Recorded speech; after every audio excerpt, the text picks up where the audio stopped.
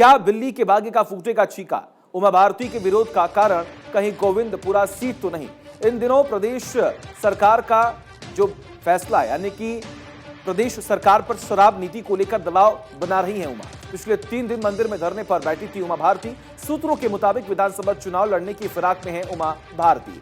उमा भोपाल की गोविंदपुरा सीट को खुद के लिए मान रही है मुफीद। अभी तक जितने धरने या प्रदर्शन हुए उमा ने सभी किए इसी विधानसभा क्षेत्र में। लेकिन भाजपा के प्रदेशाध्यक्ष और सांसद वीडी शर्मा की नजर भी इस सीट पर। हालांकि पार्टी के ताकतवर नेता बिगाड़ना चाहते हैं वीडी शर्मा का इस सीट से खेल, और पर्दे के पीछे उमा भारती को मिल रहा है ताकतवर नेता का साथ। ऐसे में देखना दिलचस्प होगा कि गोविंदपुरा सीट को लेकर आगे क्या बनेगा समीकरण। क्या वीडी शर्मा लड़ेंगे इस सीट से चुनाव, या उमा की लगेगी लॉटरी, या फिर मौजूदा विधायक कृष्णा गौर का होगा इस लड़ाई में फायदा?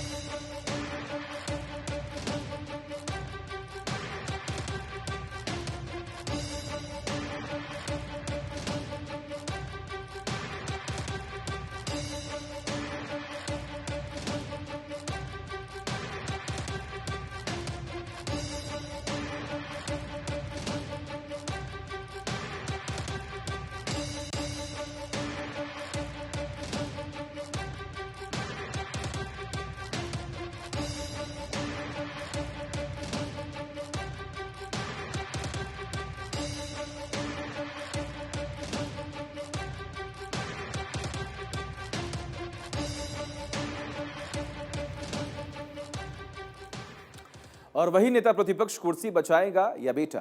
छत्तीसगढ़ भाजपा के लिए नेता प्रतिपक्ष का पद बना चुनौती। भाजपा ने 17 अगस्त को नेता विपक्ष के पद से हटाया था धरमलाल कौशिक को, और कौशिक की जगह उन्हीं के बिरादरी के नारायण चंदेल को बनाया था नेता विपक्ष।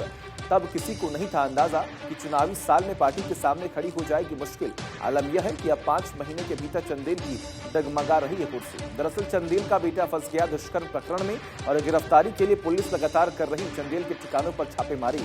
अब चंदेल इस्तीफा देंगे या नहीं, यह पार्टी का मामला। ऐसा ही एक मामला बस्तर से जुड़े एक नेता प्रतिपक्ष के साथ हुआ था 2007 में। तब नेता प्रतिपक्ष का बेटा सामान्य परिवार की लड़की को लेकर हो गया था फरार। तत्कालीन एसपी दिवंगत राहुल शर्मा ने इस केस में स्मार्ट तरीके से किया था हैंडल। हालांकि आम सहमति के बाद ही तब नेताजी हार गए थे 2008 का विधानसभा चुनाव। लेकिन चंदेल का मामला है उस मामले से थोड़ा अलग। इसमें पीड़िता खुद चंदेल के बेटे पर रिपोर्ट दर्ज करवा लगा रही गंभीर आरोप। ऐसे में नेता प्रतिपक्ष पर लटक रही है पद छोड़ने की तलवार।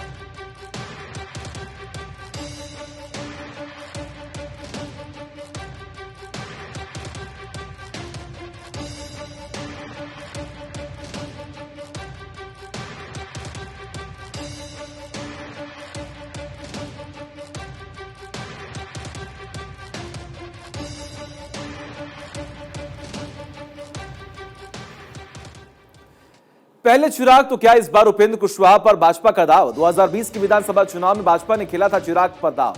क्या इस बार बिहार में भाजपा की शतरंज का वजीर बनेंगे उपेंद्र कुशवाहा? 2020 में चिराग ने जेडीयू के खिलाफ प्रत्याशी उतार बदल दिए थे समीकरण, और अब नीतीश को हुआ था बड़ा नुकसान और भाजपा उभरी थी बड़ी पार्टी बनकर। इस बार नीतीश के vote bank extremely backward most backward में उपेंद्र लगा सकते सेंध। वैसे भी कोरी जाति में कुशवाहा काफी आकर्षक विकल्प के रूप में उभरे। इधर नीतीश की जाति कुर्मी में सेंध लगा रहे हैं आरसीपी सिंह और नीतीश को घेरने के लिए पूरा हो रहा भाजपा का त्रिकोणीय घेरा।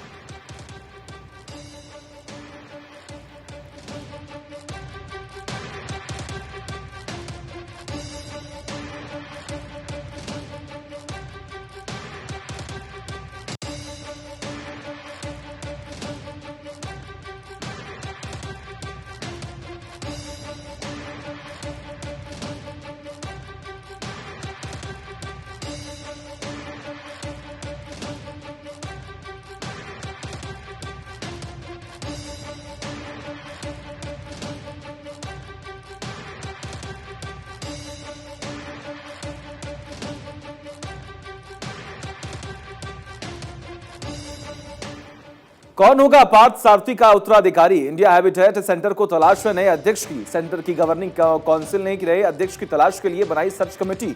सूत्रों की माने तो भाजपा इस पद पर चाहती है अपनी पसंद के व्यक्ति को, क्योंकि भाजपा इंडिया हैबिटेट सेंटर और लुटियन संस्थानों में चाहती है तालमेल। दरअसल इंडियन हैबिटेट सेंटर है सभी प्रकार की गतिविधियों का केंद्र। शहर में सबसे अधिक पसंदीदा स्थान होने के कारण इस पर है भाजपा की नजर। साथ ही international centre, gymkhana club, Delhi golf club सहित कई संस्थानों पर नजर।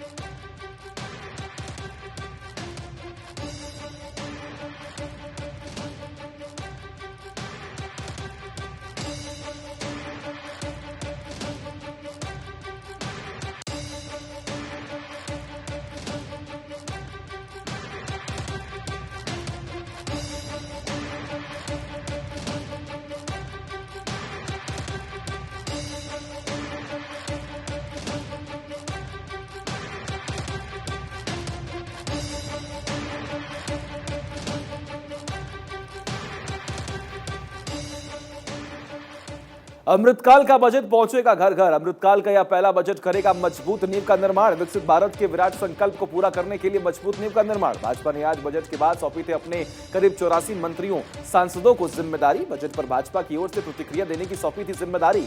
इसके लिए बजट के तुरंत बाद प्रवक्ताओं और भाजपा के प्रमुख नेताओं के मुख्यालय में हुई बैठक और अमृतकाल के बजट की बारीकियों को घर घर पहुंचाने का दिया गया टास्क, क्योंकि मोदी सरकार 2.0 का यह बजट हर वर्ग के लिए रहा अमृत समान।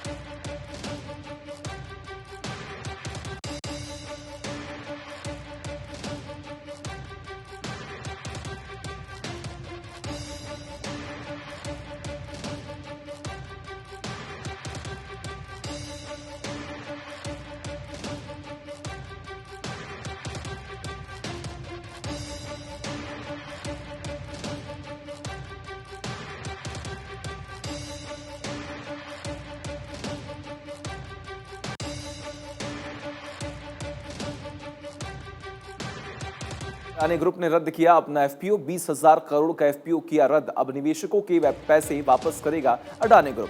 बाजार के उतार चढ़ाव को लेकर लिया गया फैसला। हिंडनबर्ग की रिपोर्ट के बाद से घट रहा था अडानी ग्रुप का रुतबा। रिपोर्ट के बाद से लगातार जारी थी अडानी समूह के शेयरों में गिरावट। 25 जनवरी को हिंडनबर्ग ने जारी की थी 32,000 शब्दों की रिपोर्ट। रिपोर्ट के निष्कर्ष में शामिल किया गया था 88 प्रश्नों को। रिपोर्ट में शेयरों की हेरफेर और अकाउंट की धोखाधड़ी का दावा। 3 साल में शेयरों की कीमतें बढ़ने से गौतम अडानी की बड़ी संपत्ति $1 अरब बढ़कर $120 अरब हो गई थी संपत्ति। इस दौरान समूह की 7 कंपनियों के शेयर औसत 819% बढ़े। अडानी समूह ने रिपोर्ट के बाद दी थी 413 पन्नों में अपनी प्रतिक्रिया। हिंडनबर्ग की इस रिपोर्ट पर अडानी समूह ने उठाए थे कई सवाल। हिंडनबर्ग की रिपोर्ट पर अडानी ग्रुप ने दी थी कानूनी कार्रवाई की चेतावनी, लेकिन हिंडनबर्ग ने कानूनी कार्रवाई की चेतावनी को किया था स्वीकार और कहा था वह अपनी रिपोर्ट पर पूरी तरह से कायम।